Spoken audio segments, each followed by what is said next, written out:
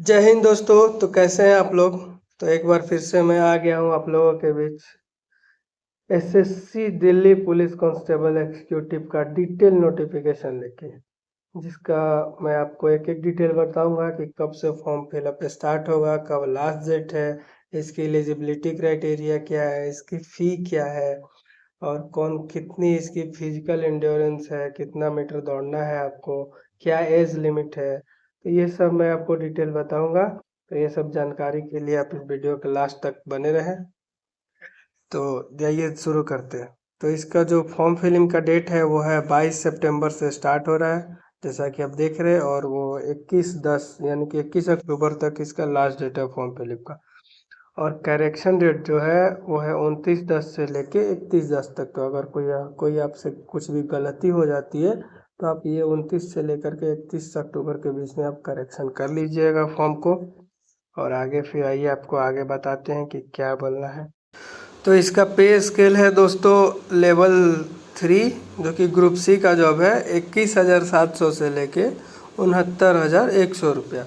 और इसका name of post जो है, जो कांस्टेबल एग्जीक्यूटिव मेल के लिए जनरल कैटेगरी में 1914 पोस्ट, ईडब्ल्यूएस में 456 पोस्ट, ओबीसी में 967 पोस्ट, एससी में 729 पोस्ट और एसटी में 342, जो टोटल होता है 4408 पोस्ट। फिर दूसरा पोस्ट जो है कांस्टेबल एग्जीक्यूटिव मेल, एक सर्विसमैन जो पहले कहीं सर्विस करते हैं, ये उनके लिए है। अनरिजर्व में 107 पोस्ट, ईडब्ल्यूएस में 26 पोस्ट, ओबीसी में 54 पोस्ट, एससी में 42 और एसटी में 36। तो टोटल 285 पोस्ट हो जाते हैं इसका।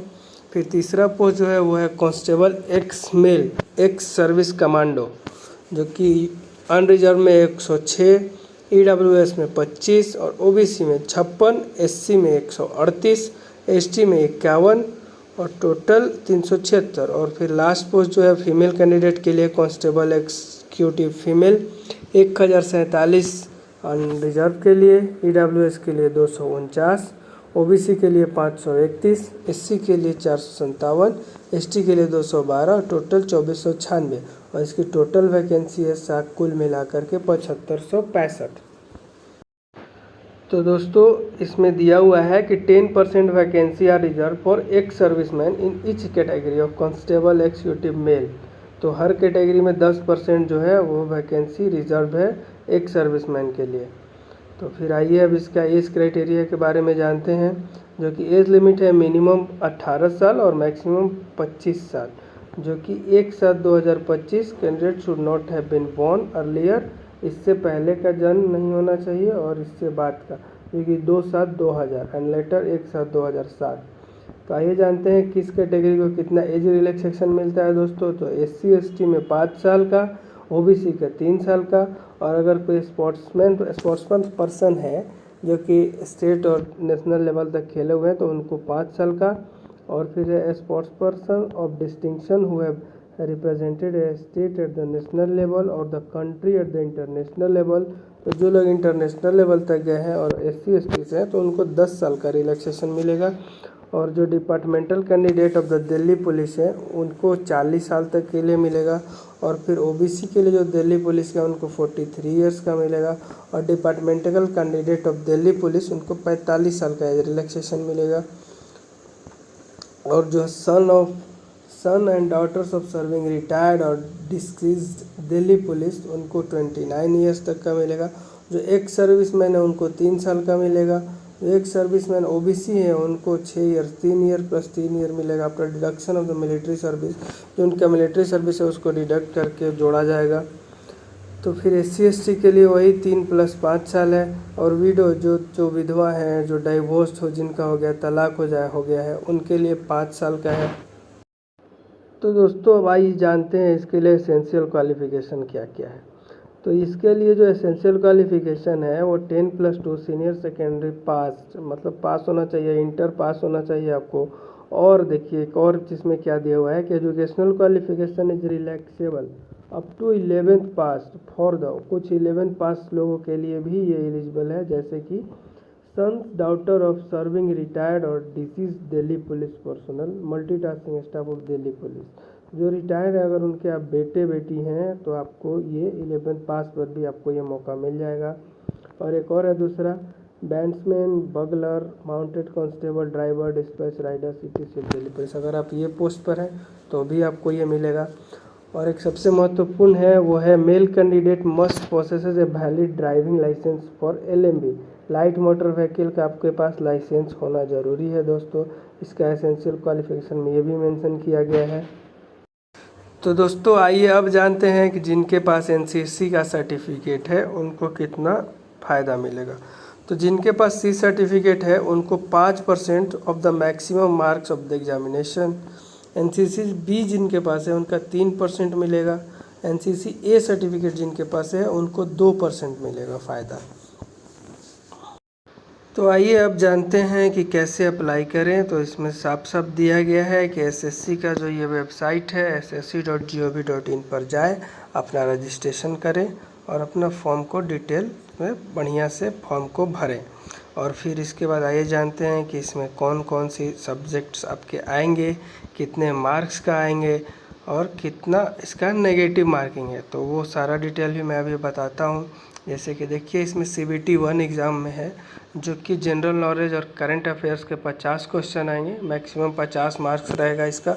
और reasoning 25 question 25 marks, numerical ability 15 question 15 mark और computer fundamental MS excel, MS word, communication, internet, www and web browser, इससे भी 10 क्वेश्चन रहेंगे। टोटल 90 मिनट का टाइम रहेगा और टोटल क्वेश्चन 100 रहेंगे, मार्क्स टोटल 100 रहेंगे।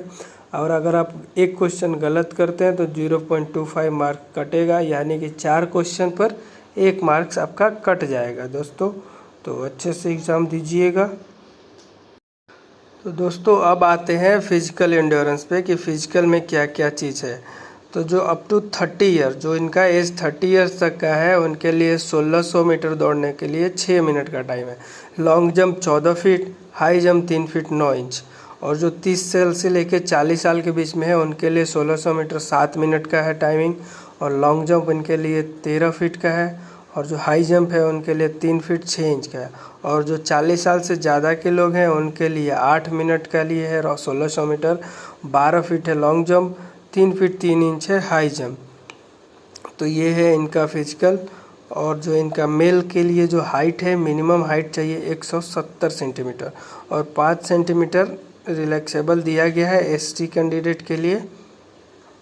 और चेस्ट, आइए देखिए चेस्ट जो है 81 सेंटीमीटर विथ ए मिनिमम और 4 सेंटीमीटर एक्सपेंशन, मतलब कम से कम 81 होना चाहिए। और सांस लेने फुलाने के बाद जो छाती फुलाया जाता है उसमें 4 सेंटीमीटर कम से कम आपका छाती फूलना चाहिए।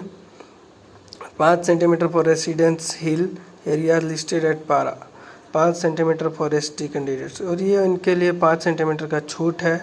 और फिर आते हैं फीमेल कैंडिडेट के लिए फिजिकल में। तो अप टू 30 ईयर्स 8 मिनट है 1600 मीटर के लिए, लॉन्ग जंप 10 फीट है, हाई जंप 3 फीट है। और जो 30 से 40 साल की जो फीमेल कैंडिडेट है उनके लिए 1600 मीटर 9 मिनट में दिया गया है और लॉन्ग जंप 9 फीट और हाई जंप जो है 2 फीट 9 इंच। और जो फीमेल कैंडिडेट 40 साल से ज़्यादा की हैं उनके लिए 1600 metre 10 minute, long jump 8 feet, high jump 2 feet 6 inch.